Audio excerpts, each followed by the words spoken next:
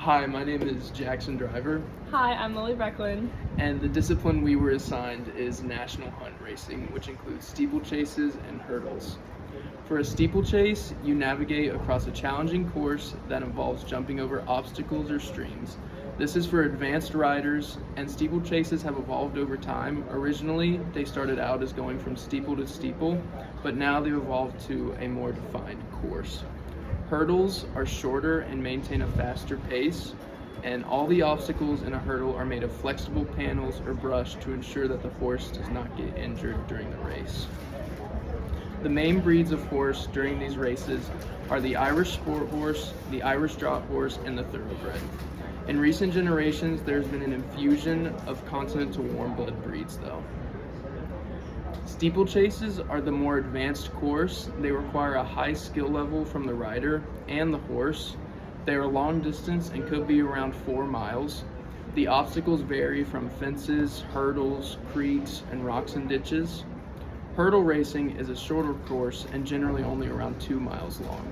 The prize money also for hurdle races is generally going to be less money, and the horses are going to progress from hurdle races to steeplechases. There are many rules for every level of steeplechase racing. The rules will vary though depending on the level and intensity of the competition.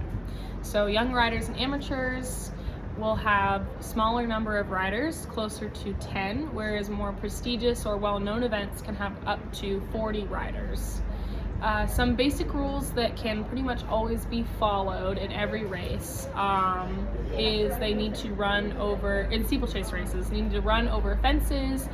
They jump over a variety of obstacles that can include plain fences, water jumps, open ditches, and the distance that they run is between 2 and 4.5 miles. The fences need to be a minimum of 4.5 feet high and are made of a mixture of birch and spruce. Chasers, which are horses that run in a steeplechase race, tend to be older and may have run previously in hurdle races. This is to gain racing experience and to learn jumping technique. They also do not have starting stalls, but they start from behind elasticated tapes that stretch across the race course. Jockeys will circle their horses and then walk up to the tape when called in by the starter. And when the tape is released, that means that the race is off. Another rule is that horses must pass a veterinary examination in order to compete.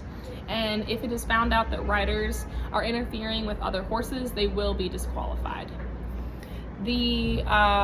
There are lots of equipment requirements as well that riders have to use. The one in particular, the IHRB, under Rule 148 of the Rules of Racing, is that trainers must ensure that all riders use approved safety equipment that are in good condition, so there can be no sign of wear and tear on the equipment, otherwise they will be disqualified.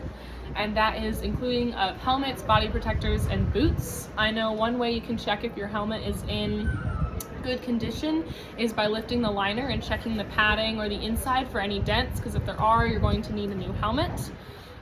If these requirements are not met, the rider can be reported to licensing or referrals committee, and they can actually face a fine.